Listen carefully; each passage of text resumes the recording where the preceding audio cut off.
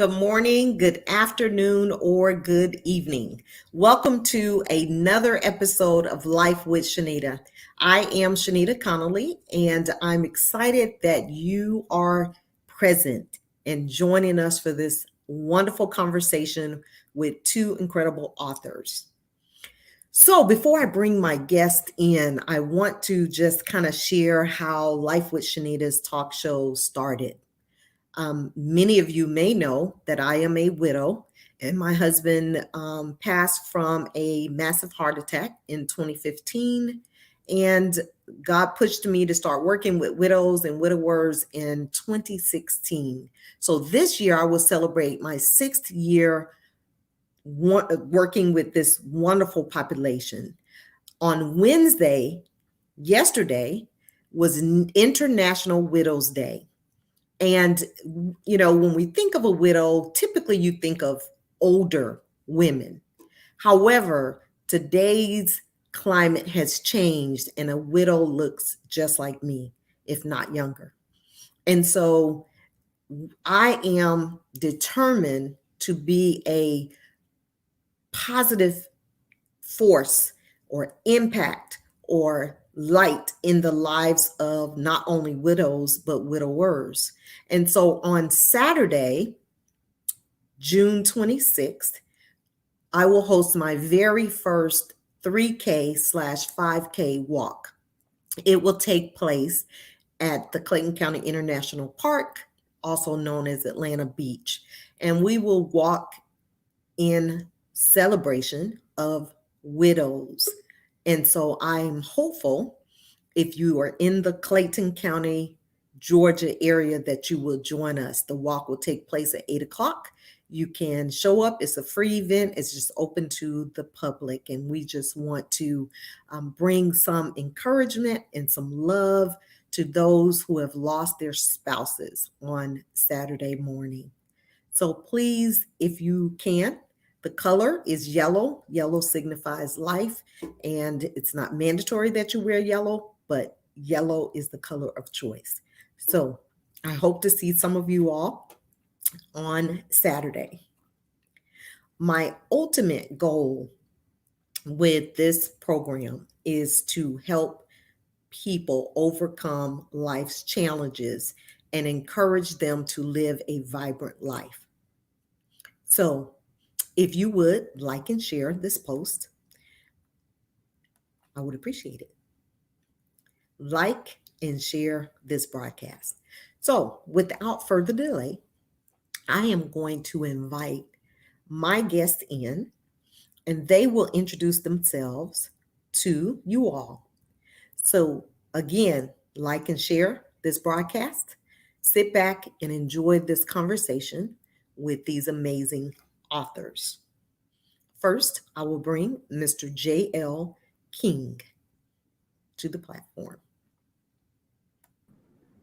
Good evening, sir. Hey, how you doing? Good. How are you? I'm blessed and highly favored, as old folks say. I love it, and so am I. So I'm glad to have you. Next, I will bring Mr. Kevyn Mines. Good evening. Good evening. How are you? I'm great. How are you? Wonderful, wonderful. So glad to have you gentlemen share the platform with me this evening. And so thank you for joining. Thanks Our pleasure.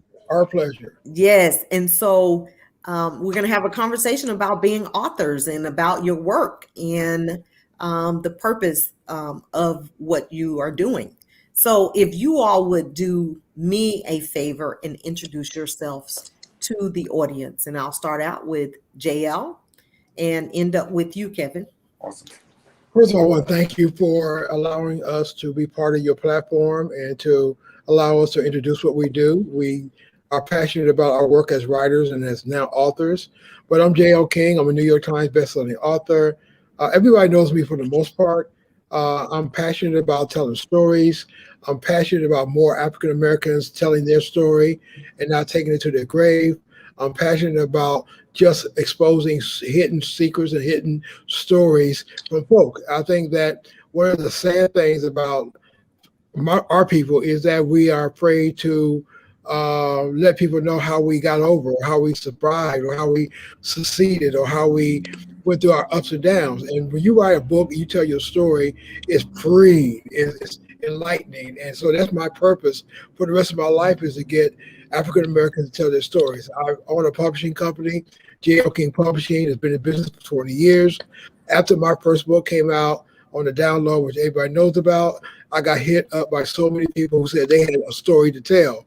So I decided to use my platform and my voice and my experience to help others. So that's why I started the company, to guide them through the process. And I'm really proud of what we have done so far, because writing a book and being a publisher is hard work, but it's my passion. And if you do stuff you love, it's not work. Absolutely. And I love what you said when you said, let's not go to the grave with a story that should be told. And so when I think about my 2 books that I've published, when I think about this talk show, when I think about the work that I do, I think about legacy. I think about leaving a legacy for those grandchildren, those great grands, and people who may want to know who Shenita Connolly is in 15 or 20 or 30 years. So yes, we have to be bold enough and courageous enough to share our stories. So thank you. You know, when you write a book, you tell your story like Kevin has done and others, you will live forever. Mm-hmm. You will live forever. You know, people always, no one else could tell your story once you're dead and gone but you, because you got a book where you have told the truth. And they can't make up stuff about you. Absolutely. I love it. Thank you. Kevin, Well, introduce yourself to us, please. as JL said, thank you for having us on. It means a great deal to me to be a part of this. So I'm Kevyn Mines. I am Philadelphia born and raised, so I'm native to the city. I have such an extensive background, starting with church, coming into my sexuality and learning things about HIV and being an advocate. And I took and used all of those things to tell a story that I think that most people will use to grow from. I think there's some highlights in my story that we'll get into a little bit later on that are very interesting, but I live by 3 E's: to entertain, to educate, and to empower. And if I can't do that, then I've not done my job. So thank you for this opportunity so we can get into those things. Absolutely. You know, I want to say this. One common thread we all have is we all got Atlanta background. I just moved from Atlanta. Kevin lived in Atlanta. You're in Atlanta. So we all got that. Yes. Connection. And I loved what he said about educate, empower. So entertain, and educate, and empower. Yes. I can certainly relate. And I heard you say that when you delved into the book a little bit, I'm sure people can relate to what both of you have written, as well as myself. So it will, I'm sure, change lives. So with that being said, JL, I would like to start out with you.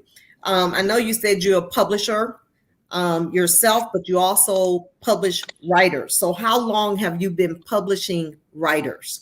Okay, first of all, I started out as an author with one of the big major companies in New York. Mm-hmm. You know, they were the one who picked me up, paid me, did the tour, did all the work, and allowed me to understand the business of being a author that's under a major company. Mm-hmm. A lot of people don't get an opportunity to get book deals. A lot of people want to write a book, but they never can get past the editor to buy their book and to give them exposure. I think that I was chosen to do this work because the doors kept opening up so fast, from Oprah to so many people. I never wanted to be a writer, never wanted to be an author, never thought I had those skills. But again, when you let go and let God control your life, you never know where you're going to end up at. Mm-hmm. When I work with writers, I have worked with probably 250, 300 individuals who have approached me to help them tell their story. I've had some good stories, some bad stories, because everybody wants the glory of being a best-selling author, but they don't want to put the work behind it. Even though I got help with Oprah, but at the same time, I've also published 15 of my own books through my own company. So I had to get out there and hustle and sell and push and promote my books. So when I work with anybody, I always give them experience from me as a major author as well as a self-published author. Mm-hmm. I love that. And how many years? When did you start? Oh man, I've been probably 20 years ago, even before I wrote the download book, which is my first major book, I did a couple of small projects when I lived in Ohio. So I've always had an interest in publishing, even before I thought I was going to be a publisher. Mm-hmm. It was something I enjoyed doing. Mm-hmm. Awesome. And what kinds of books do you publish? Everything underneath the sun: cookbooks, children's books, memoirs, self-help, inspirational, science fiction, romance novels, how-to, LGBTQ, Mm-hmm. you name it. I don't turn anybody down. I don't turn anyone away who's passionate about telling their story. Awesome. Awesome. I think that it is so important for everyone to publish a book. And if we could get them to understand that they're capable. Mm-hmm. Most people are not as confident or think that they have anything worthy of publishing. So we have to be the example, or be the light, I should say, to help them become courageous enough to put the foot forward and put the work in it. As you said, there's work behind what needs to be done. A lot of work. It's hard. People think because you write a book, that's the easy part. Once you get the book written and you think you got it going on, that's when you hit that wall, and that's when you got to promote it and sell it. I was teasing Kevin all the time when we started. It's like being pregnant, right? So he's been pregnant for the past 6 months or so. So he had his baby last Sunday, and so now he got to make sure that baby grows up and becomes strong, and make him proud and make him money, and right his story. So I always use that same analogy for everybody. That it's like having a baby. Yes. And I said that when I first published my first book, like I'm giving birth. So you're right. You've had this inside of you, and now it's out, and you have to care for it for the rest of your life. Yes. And beyond. And beyond. And it'll take good care of you too. If you treat your book right, it will take care of you. That's great advice. Yeah. That's great advice. That's great advice. So you said the easy part is writing the book. Mm-hmm. For me, it was a challenge for me because my husband had a heart attack in front of me. So every time I had to relive it, it would cause me to back down from writing for a period of time. And so it took me a longer process. But, once I got through that painful part of reliving it and writing it, then it became much easier for me. So yeah, I'm sure Kevin can relate to that, because as we were writing his book, there would be times that he would cry or not want to run up, I want to finish it, or those feelings would come up and out and stop the process. Yes. So even I have done that same thing. So that's all part of the growth of becoming an author. Yes. The growing pains. Yes. Yes. I love it. So what advice would you give an aspiring author as a publisher, JL? Come to the table with a budget, because as we all know, it costs some money to become a self-published author. Right. And there are a lot of my clients who will start and stop because they can't financially finish it. Don't share your writing a book with anybody until it's done, because we have naysayers and haters and people who will try to talk you out of it, especially family. Mm-hmm. Family is the first one that would try to tell you, don't tell that story. Don't do that. I wouldn't pay him no money. No. And if you listen to those naysayers and those negative people that's constantly telling you why you shouldn't do it, you may decide you don't want to do it. Also, understand the business of becoming an author. It's a business. This is not no fly-by-night hobby. It's a business. Mm-hmm. And if you're not ready to be committed to this process for the long run, don't even start. Absolutely.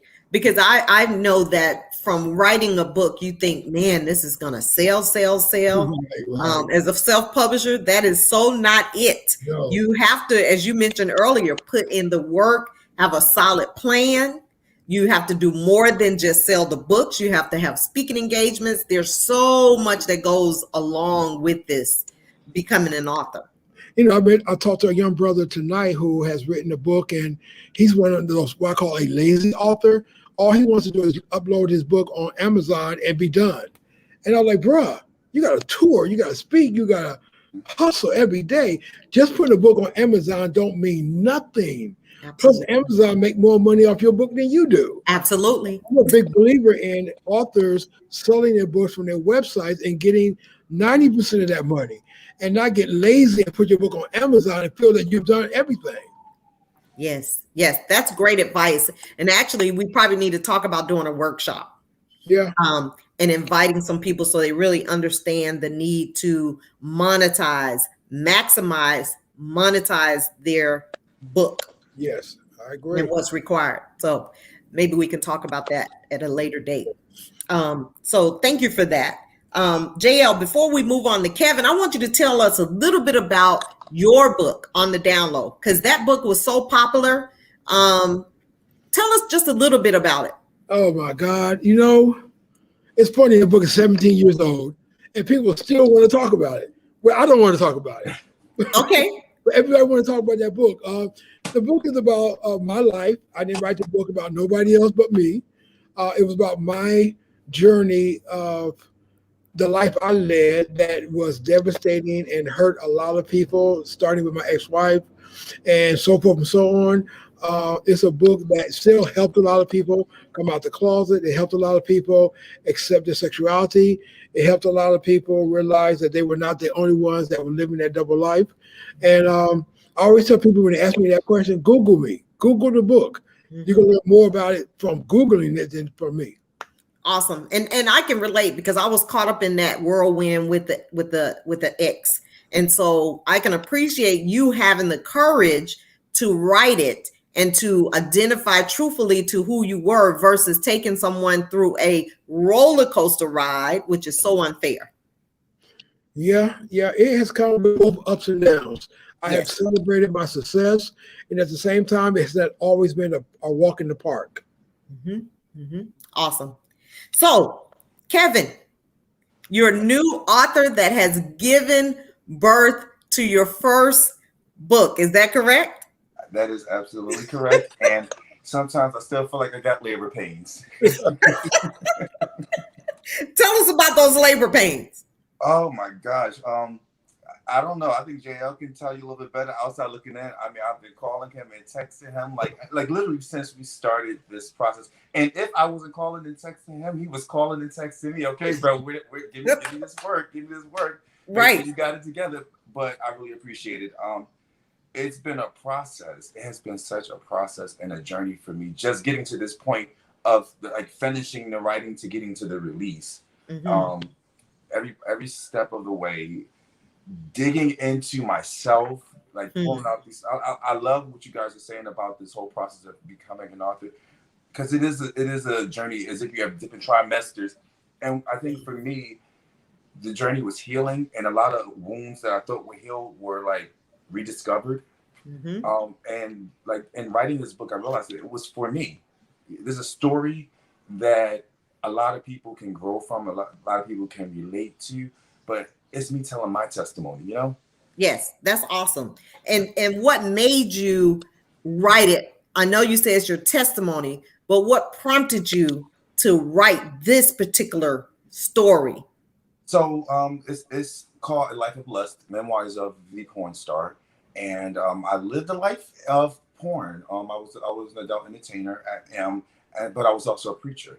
And that introduces such a contrast in my community. And I feel like people need to learn to marry the two, the sexuality and the spirituality. And I think that this book offers advice. It gives testimonial situations, how my story affected my family, how it affects my loved ones. And again, as it being my testimony, I think that people have things to pull from the church as well as from the world.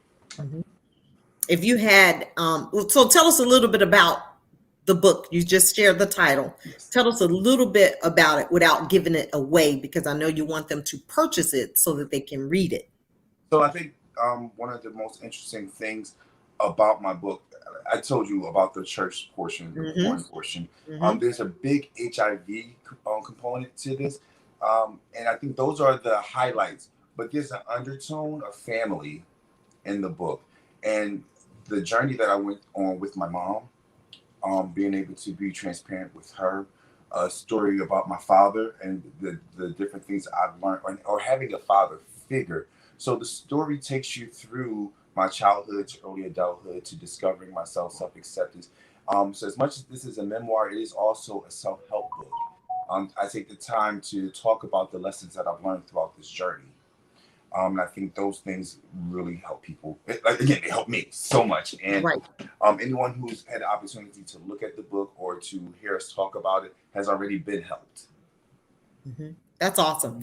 And what was the hardest part about you telling your story? The idea of me being vulnerable and transparent, because everyone wants to play the hero, but it's hard when you have to admit that you were the villain. Mm-hmm. So I tell my story of when I was the villain, when I did the bad stuff.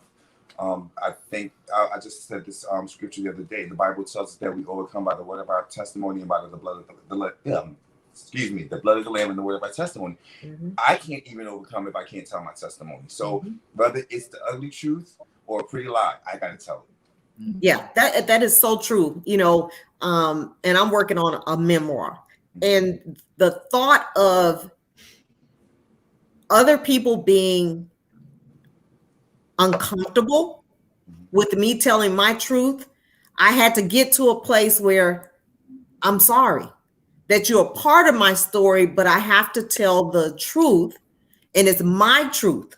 Exactly. And so yes, they may not like it.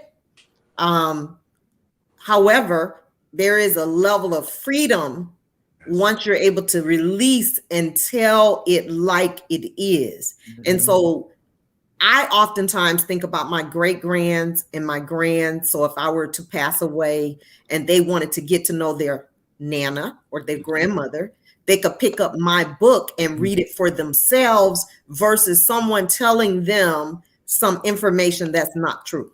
True that. Very true. Very true. Yeah. So I often have that conversation with self. This is why you have to do it, Shenita. Yes. Agreed. I think something that both of you have said is legacy. Right. With all the work that I've done in my field of work, there are rumors, there are so many different stories about who Kevyn is, who Kevyn was, what Kevyn did. And I've always been big on, let me tell my story. I'm not going to tell your story. I'm going to tell my experience with you. I'm not going to sugarcoat it, but I'm going to tell my story. And I don't want to take anyone's story away from them. I talk about HIV a lot. I will never tell another person's status, but I will proclaim mine. I will shout it to the mountains because that's my story. That's my truth. And that's how I'll be remembered. Look, it wasn't pretty, but he was honest. Right. And are you saying that your status is HIV positive? Yes.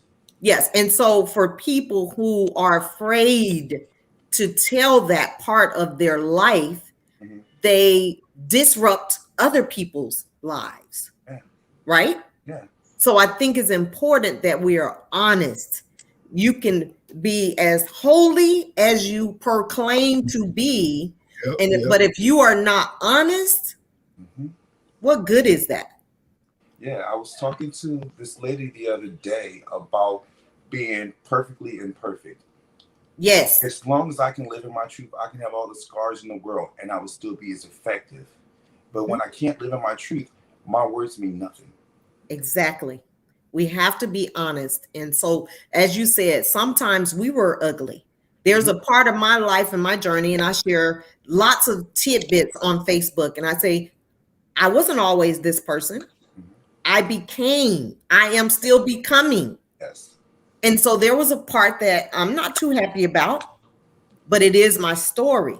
Yes. And so we have to be able to share that so others can become better as well from us sharing our testimony.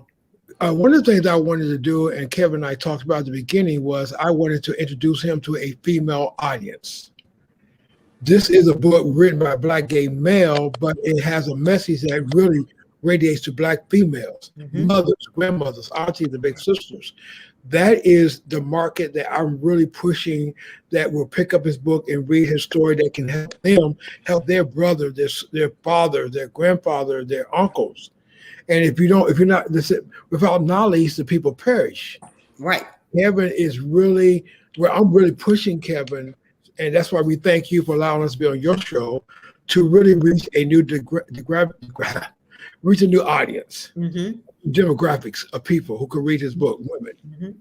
And I think too, like when you had your book on the download, I'm sure that helped women look for signs, look for things that could save them in the process of dating and being fooled or misled, or however people term that, by someone. Yeah, that was part of it, but it was more importantly for women to, when I wrote my book, for them to understand that this character existed. Exactly. I want them to get caught up on what they thought a gay man was. He was not a purse carrying, makeup wearing, high heel wearing individual. And a lot of Black women, particularly in the church, they always talk about the gay guy who was in the choir, the gay guy who played the piano. They never knew that the guy that was on the deacon bench or the guy that was in the pulpit was as guilty, if you may use that word, as the guy who they thought they knew was in the life. Exactly. Because you couldn't even look at the person that was in my life and tell offhand that they were struggling with their sexuality. You couldn't look at them. And so I'm sure many people are HIV positive as a result of engaging with people who were not honest. As Kevin said. Okay, would you know if your parents support you, support your sexuality, that relationship becomes so close. Kevin's mother wrote the foreword to his book. Did she? Yes, she did. So I heard you say in the beginning, the relationship with your mother, was it always supportive? Yes, so that's something I was going to add to it. I think the way my book helped women out is because the relationship that I have with my mom. I think a lot of times when parents aren't educated or they're raised with only the knowledge of stigma, they tend to push their children away. My story talks about my mom. She was the first person I told when I realized I was gay. She was the first.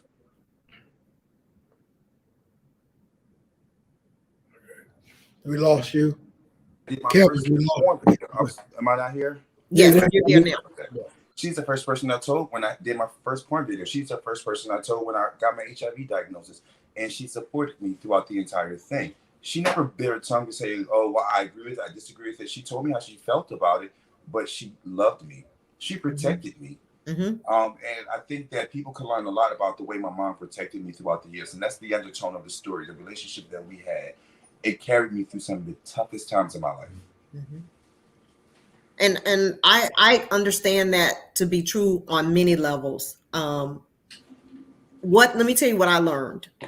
In my dealings with someone who struggled with their sexual identity, and I was involved in that, I had a phobia.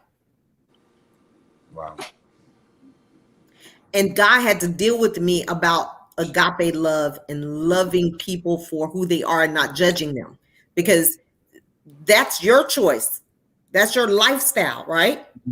It does not prompt me to mistreat, to not love, to not care. So I had to learn that. Yes. You with me? And so I had to get to that part. And so I'm grateful that I'm able to love people from a sincere place because I was very judgmental and as I said, had a phobia. So I'm grateful that I'm still becoming a better version of me. Yes. Through this journey called life. Because there are a lot of mothers who are raising their gay sons, their trans sons, their lesbian daughters who don't really know them, and they make their lives miserable. They take their kids through hell. They try to change their kids. They try to make them date others just to please them, so they won't be embarrassed. So when you read a book like Kevin's book, and they read about the relationship he has with his mother and other adults, it will help mothers and aunties and grandmothers maybe be a little bit more open. I'm sure. If nothing else, I think to make it a little easier to start conversations between mother and children. I think that's the start to it.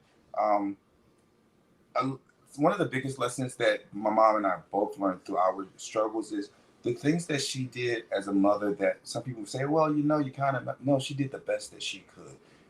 Her struggles were about her. And then when it comes down to me as her gay son, she learned that that is my life. My struggle, she couldn't, as much as she wanted to rescue me from it, she couldn't, because there were things that I had to learn. The best she could do for me in certain situations was to support me and to love me. She didn't understand everything. Some things I didn't understand when I was growing up trying to get to the place that I am today. And I think that's what parents and children alike can learn from each other. We're all different. We all have our own journeys to go. All I can do, the best I can do, is support you on your journey. Mm-hmm, mm-hmm. Absolutely. Love unconditional. Yes. Love unconditional. Very true. Very true. And so for you, I heard you say porn and pulpit. So how do we get P to the second power?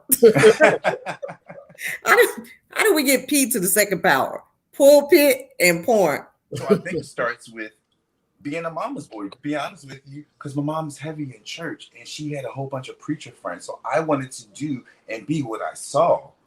I hadn't lived. I was a kid and I started preaching at 13. So everything I knew up until 18 was church and preaching and singing with the choir and doing the praise dance. Like, there were little things about me that could have told me that I was gay, but I didn't even realize it right away. Then that transition happened from 18 to 19 to 20, and my body started to be attracted to different things. And it happened kind of quickly, and I don't want to get into details about what the transition was, but the transition happened quickly. And I went from accepting my sexuality to exploring it in a matter of a year. And I was on my own at that point. And I decided that I would just explore and do whatever came my way. And I found myself in the porn industry. And it wasn't enough to just say, oh, I'm going to just do this one video and push it to the side. Like, I made a career out of it. I wasn't expecting to, but things blew up so fast. And I had that in my resume after a while. And I'm sure with that came money. Money was a attraction. Of course. Like a career in this. Oh, wow. I will say this. It was more than money, though. The money was good. But I think what it was is growing up in church and kind of being an oddball, I was looking for acceptance.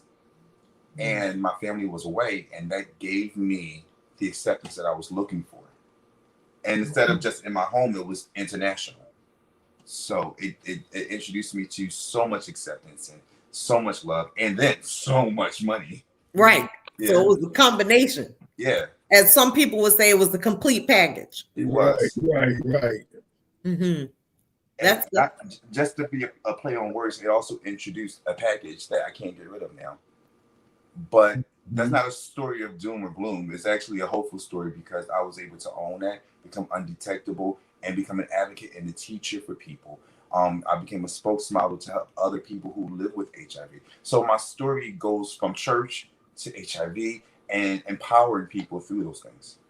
Yeah, there's an organization here in Atlanta called Sister Love, and they really work hard to help people protect themselves from HIV. And I've done some work with them and allowed them to come in and do healthy love parties with some of my sister friends so that they would, be educated in a different platform or a different kind of way. Because there are so many opportunities for us to save ourselves from ourselves. You know what I mean? But we have to actively participate in the process to learn, to be educated, and to put the knowledge to work. So Kevin, let's talk again. You mentioned a little bit about some of your goals with this project.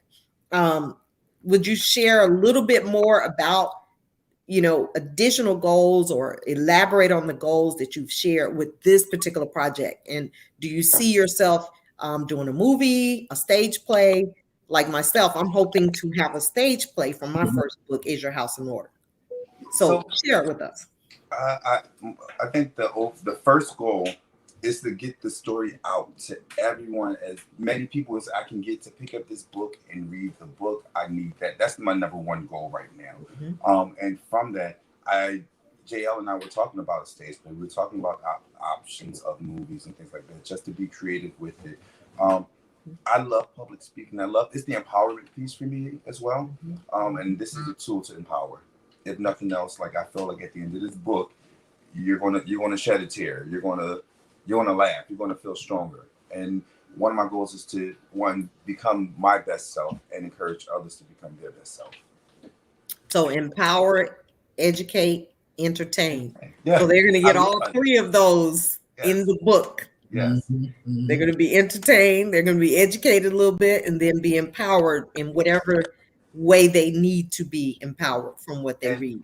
Another takeaway is a lot of people know the porn star, but now people will get to know who Kevyn is. Exactly. You know, and one of the good things about this Kevyn becoming an author, because he's so popular. He's very, very popular, has a huge following. A lot of people know his name. They know his porn name. And so part of this process is that I'm going to also be grooming him to take my place as a publisher so that he can reach out to the next generation of people that want to tell stories, because as I get through with him and a few others, I'm done. And Are you going to retire? Yeah, I'm going to retire from this, but I'm going to still work with him. I'm going to groom him and introduce him. So instead of calling me when you want to write a book, they're going to call Kevyn. And Kevyn will pay me as his consultant. Right. You're setting it up. I love it. You know, I'm setting up the legacy. Let the legacy continue. Right. Absolutely. And I heard you, JL, say you had 17 other books. Did I hear that correctly? Yeah, 17. I don't think I knew that. No, I know a lot of people don't know. I got 17, and I'm writing 2 or 3 right now that I hope to drop sometime this year. But I get so caught up with my clients, I put my stuff to the side because I want to be able to stand proud and say, yes, I helped him, I helped her tell her story. So I've reached the top of the mountain. Yes. Now I'm trying to pull other people up to the top of it. Yes. Each one, teach one, reach one. Exactly. So I love the pass the baton. Exactly. Yeah. I'm not going to live forever. You know, so my legacy is for Kevyn to continue to develop African-American books and continue to fill libraries and bookstores with our stories. Absolutely. It's life-changing. As we said earlier, when a person is able to release and to write, it could change the trajectory of their lives. Yes. Think about you. When I'm sure, I don't know what you were doing at the time when you wrote, on the download. I don't know what that looked like for you, but I'm sure writing and releasing that part of your life changed the direction of your life. Totally. I wanted to be a full-time bartender. Get out. That was my goal. Wow. I was in the military. I spent 8 years in the Air Force. I was a young father, and being a writer, being an author was not even on my scope. I wanted to be a bartender. Get out of here. Bartender, work at a fancy hotel and make tips. From the Air Force now. Right. The Air Force to a bartender. Being a bartender. Exactly. Because I wanted to tip. My mother used to love people working and got tips at restaurants. So it was in my spirit. I figured if I become a bartender at a nice restaurant or a nice hotel, I can make a lot of money on tips. That is hilarious. I just can't even imagine, but that is so funny. That is so funny. So you never know where life will take you if you just embrace what it is that you have to say to people. Because my goal one day is to meet Tyler Perry and Oprah Winfrey. I mean, that's just one of my goals. And I would love to sit down and interview them. Yeah. So I'm speaking it. I'm saying it and I'm putting it out there. But in order to grab the attention of big time celebrities like Oprah and Tyler and others, because I've done it, you gotta stand out from the crowd. You can't be new. You gotta be loud. You gotta let people know you're in the room. You gotta let people know you got a story to tell. You're right. Let people know that you need to know me. You need to meet me. And that's what he was doing back in the day. And that would grab the attention of BET and NBC and CBS and all these channels and all these newspapers. Because they were like, "Who's this brother in Ohio? Yeah, I didn't check him out. He's talking crazy." Right. talking the download story. But Right. nobody would do that. Well, it opened up the door for Gail King to hear about me, to call Oprah and say, Oprah, girl, You got to hear him. You got to talk you to gotta him. meet this guy named Yes. Jay King. But you're right. You know, when you say you have to be a little radical, I remember being in New York for my 51st birthday and on the Michael and Kelly show, right? And we were in the audience in the VIP section. And because I got a little rowdy, I got Michael's attention and Kelly's attention, and we were able to take selfies with them. And you're right. So you do have to take that risk and step out of your norm. You have to. You have to. And also, I want to say that a lot of people think that my life is smooth and easy and I'm this super rich guy, and that's all wrong information. My life has been a living hell being J.L. King. You got people who make up stories about you. You got people who hate you. You got your naysayers. You got people who don't like you just because you are successful. So when you reach that level of success, you got to be ready to deal with all the negativity. Yes. I remember one thing Oprah said to me before I left her show the first time.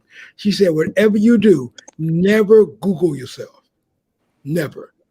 And to this very day, I have read what she tells her friends who make it big, who are famous, never Google what people say about you, because it will steal your joy. It's a devil's tool to snatch your blessings when people make up stuff about you and it's put it out on the internet. And once it's out there, you can't bring it back in. Yeah. That is so true. To this very day, 17 years, I've never Googled myself. That is great advice. I never thought about that, but you're right. The wrong piece of advice that you see could just knock you off the boat. Mm-hmm. And do we want that? No, that's not the direction we're trying to go. We're trying to keep your pedal, right? We're trying to keep moving forward. Right.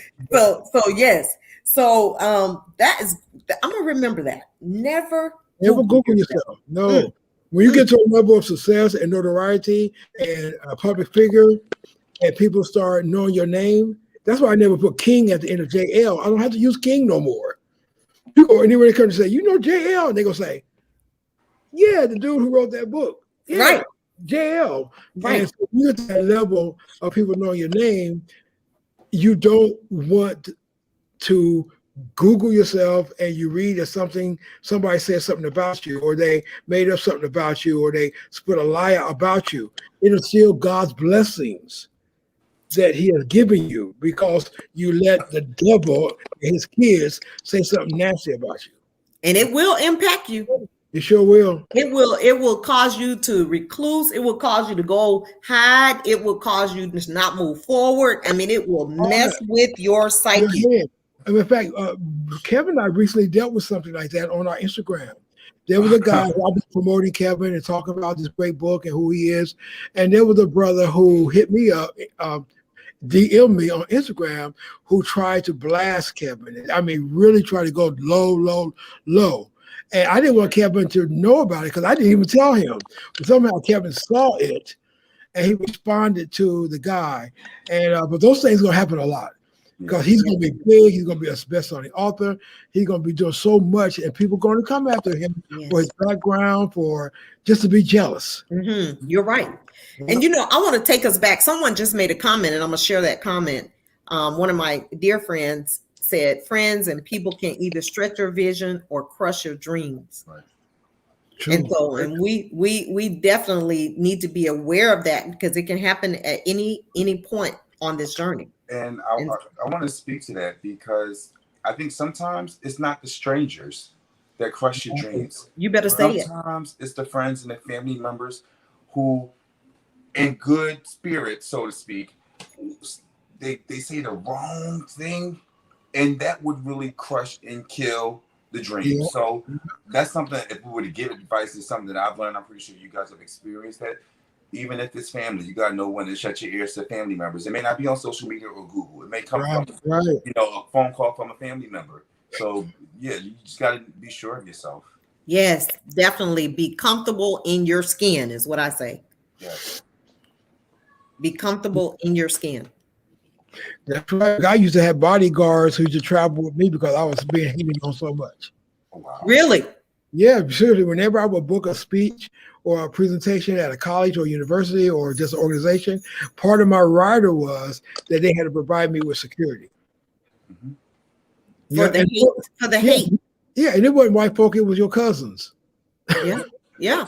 You And know, that's the unfortunate part. That is the unfortunate part of the journey.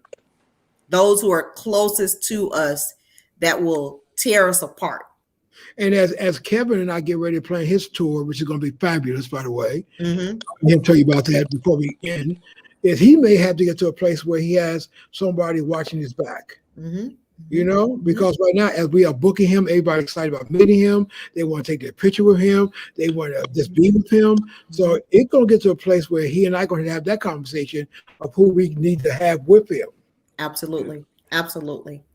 That is awesome. And you know, one thing that I want to go back to the very beginning, I was so excited to have the conversation with you guys that I forgot to ask you all to describe the color gray to a blind person. And so, you know, that was supposed to be our icebreaker. However, it's we're going to infuse it right here. And you see the color gray right there, right? Yes. And so if you had to describe the color gray to a person with no sight, what would that look like, Kevin? So I would say that the color gray is a combination of absolute darkness and absolute light. There's a Mm, space in between that this color exists. I like that. Shades of what? Absolute Gray. darkness and absolute light. Mm-hmm. Yep, right in the middle. Yep. Black and white. Yes. I, JL? I think that if I had to describe the word gray to a totally blind person, been blind since birth, right? Mm-hmm.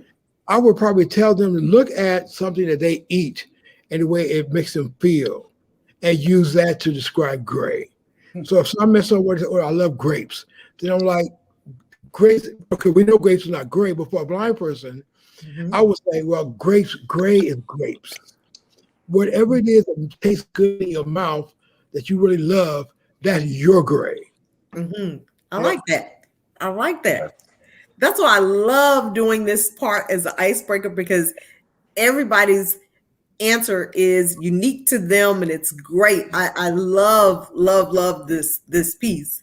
And so I've enjoyed this conversation and I want you guys to share with me. I know, Kevin, you gave your piece of advice, but I want to, JL, I would like for you to share, you know, if there's someone out there that would like information about your company and how they can order the book, would you all share Sure. that information?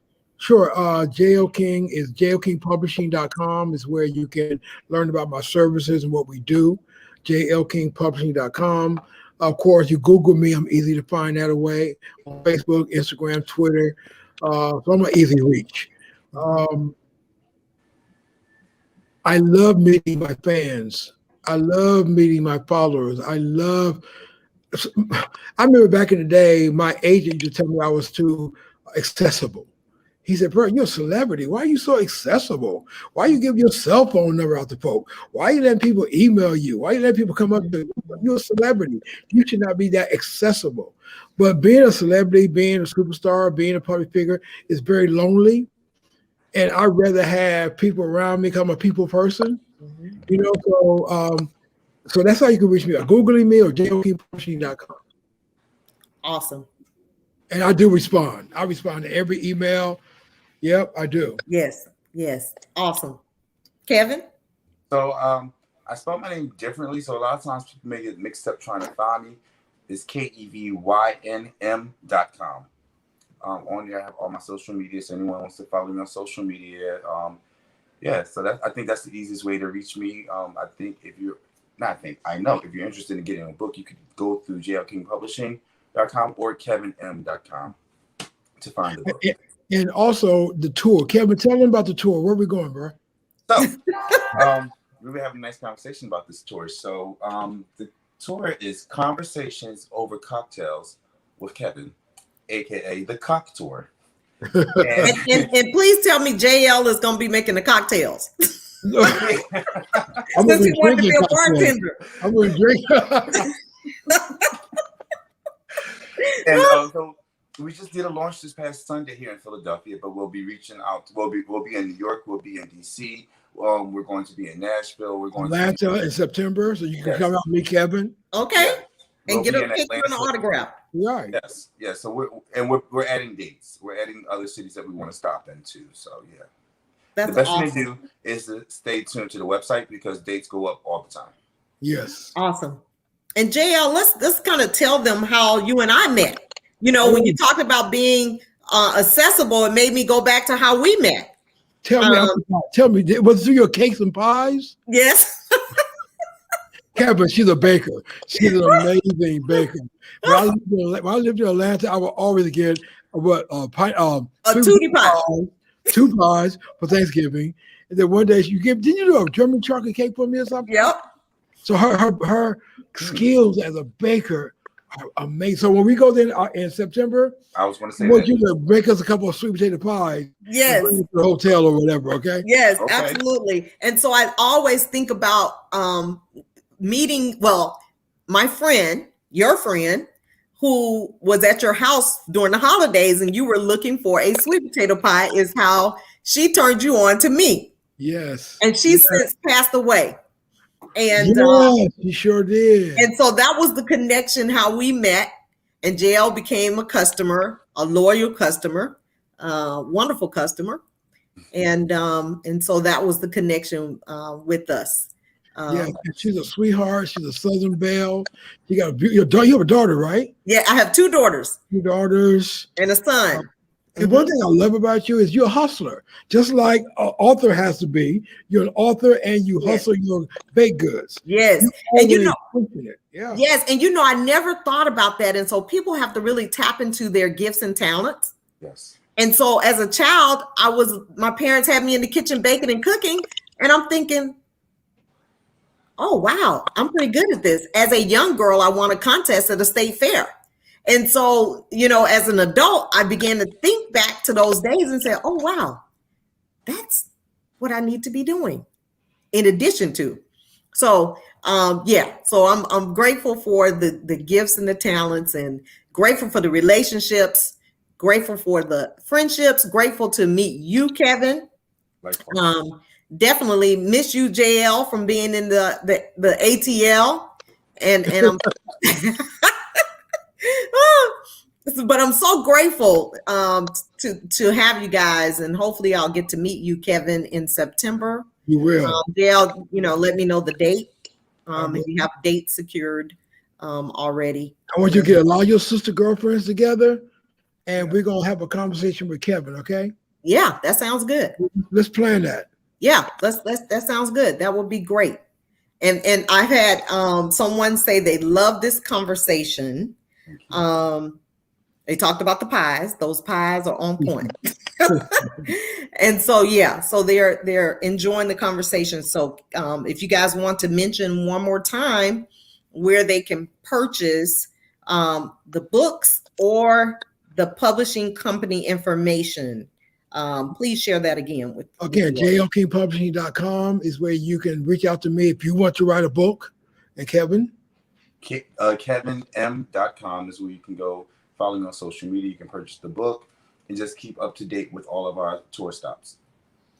And so if you guys had to share parting words to someone based on your journey, based on your book, based on your experiences, whatever that might be, what could you say to someone today at 7:53 Eastern Standard Time that could be a game changer for them? I'm going to say that it is very important that you support Black authors, Black books. Buy a book, just not talk about it. Buy the book. Don't borrow it from your girlfriend or your mother. Buy the book. Being an author is a business, and we're trying to survive. So we need our people to buy our books. I'm going to end it with that. Awesome. And back to my empowerment. I didn't think that I'd be able to be where I am today. I dreamt it, but I didn't believe it. And when I started believing it, I started seeing it. and here I am today. So if you can dream it, you can do it. Yes. Don't stop. Your steps will be directed in the path to get you to where you need to be. Yeah, absolutely. I believe that. And many times fear keeps us from moving forward in whatever that is that we desire to do. And if we can just move past being afraid, we could be so successful. Take the risk. I was saying this to my oldest daughter. We have to be willing to take the risk. What do we have to lose if we start a business, if we invest in a structure? What do we have to lose? We're taking the risk, doing something that we believe in. If it doesn't work out, it doesn't work out. Right. We can dissolve the business and move on. Yep. So I appreciate you both for sharing your heart. Kevin, I know this is a first book for you. I'm sure it's not going to be the last. No. And JL, I'm sure, as you're getting ready to transition to retire, because you have some grandchildren, right? Yeah, I do. Yeah. And so, I'm sure that you'll probably infuse them into, some of the things that you're doing as well. I heard you say a children's book. I didn't even know that you had a children's book. Yeah. Yeah. Yeah. So, the sky's the limit. The sky's the limit. I love it. I'm inspired. So I'm going to continue to push my books, because I have not done as good of a job as a self-published author, pushing what I believe to be important, getting your affairs in order, and making sure before you die or before you get ill that you have handled your business. And we see so many of the DMX's family. We see Prince's family. We see so many people who are successful who didn't take the time to handle their personal affairs. So handle your business, men. Make sure that you've dotted your I's and crossed your T's as it relates to your business endeavors. Yes, and congratulations. And you have 2 books out now, right? Yep. Is Your House in Order is the very first one, and Abiding Love is the second one, which was a collaboration with 16 other widows and widowers. So it was a dream that I had to do a project with an African-American group of people and to see it become a reality. And so that was something that I always dreamed of doing. And I can honestly say I'm proud of that collaboration, proud of both of those endeavors. So cheers to you all as authors and all the authors that are out there, those who are aspiring authors as well. So if you guys would remain in the green room for a moment, and I'll be right back. Okay. Thank you all so much. I truly enjoyed the conversation. Thank you. Thank you. Yes. So thank you all for watching the conversation with these amazing authors. I hope that their courage and their stories will inspire you to write your book, or to start your business, or to whatever it is that you desire, that you'll have the courage to do just that. Tell your story. Make sure that you're honest about whatever it is, so that it can change lives. As they said, never allow someone's negative thoughts or comments about you stop you from moving forward and being the best version of you or accomplishing your goals. So I am grateful for you all that you are tuned in this evening and tuned in each and every Thursday. Also, if Thursdays at 7 p.m. Eastern Standard Time does not work for you, you can also catch us on Wednesdays at 7 Eastern Standard Time on FAM radio station. So please tune in to Life with Shenita. As always, remember that I love you, but God loves you most, and He loves you best. Peace, love, and joy. Next week, please tune in and watch the next show, 7 p.m. on Thursdays. Take care.